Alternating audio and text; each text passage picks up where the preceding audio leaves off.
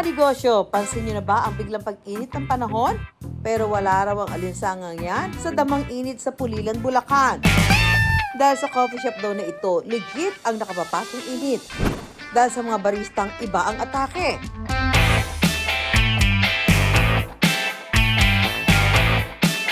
Ay, may pakindat pa. Hindi lang daw kikiligin sa kanilang good looks dahil ang kanilang kape babalik-balikan rin.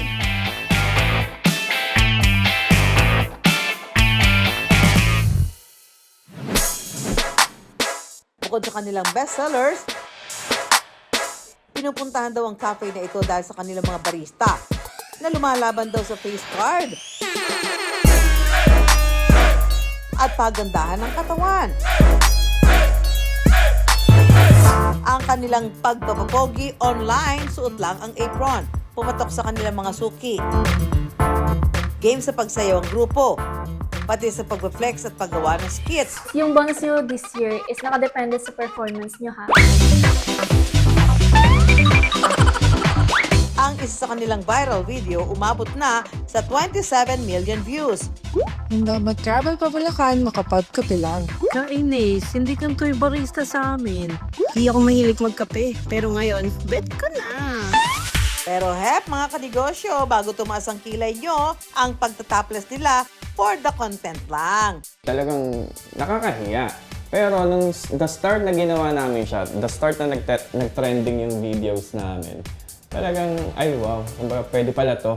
Ang nakaisip daw ng ganitong pakulo, ang isa sa may-ari ng coffee shop na si Jenny Rose. Guys, gawin kaya natin to kasi bagay sa inyo to, sigurado ako mag-click. Naisip ko lang na bagay sa kanila pag ginawa nila yung pagtatopless. Hanggang sa yun, na-convince din naman.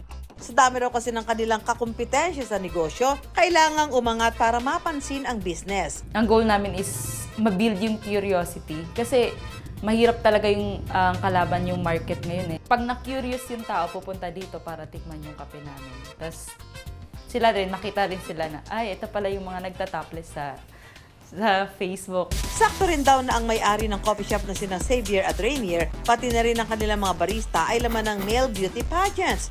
Sanay na raw sila na i-flex ang kanilang looks. Noong una, masaya kasi pag nakakabasa ng magandang comment. Pero minsan naman, na-hurt sa mga, yan alam natin, mga basher. Pero yun nga po, tinitake as positive na lang namin lahat kahit anong comment. For the fun lang naman talaga siya. At kung pupunta naman talaga sila dito, syempre nakadamit naman kami.